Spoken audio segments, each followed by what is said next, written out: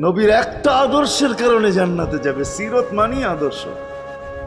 আর এটা আমরা কদমে কদমে মোহতাজ। কেননা এই ছোট জীবনটা যদি গ্রহণযোগ্যতা পর্যন্ত পৌঁছাইতে হয় আল্লাহর কাছে, চাই নারী হই, চাই যুবক হই, চাই বৃদ্ধ হই, যেই মানুষই হই না কেন, যেখানেরই হই না কেন, যেই বাসারই হই না কেন, যেই বর্ণেরই হই না কেন, যেই পেশারই হই না কেন, যেই সোসাইটিরই হই না কেন, এই জীবনটাকে যদি গ্রহণযোগ্যতা পর্যন্ত পৌঁছাইতে হয় কার কাছে? দুনিয়া আলাদের কাছে না, মালিকের কাছে, যিনি এক ফোঁটা পানির থেকে অস্তিত্ব দিছেন, যার কাছে আবার আমাদেরকে ফিরা যেতে হবে। পালানোর কোনো সুযোগ নাই।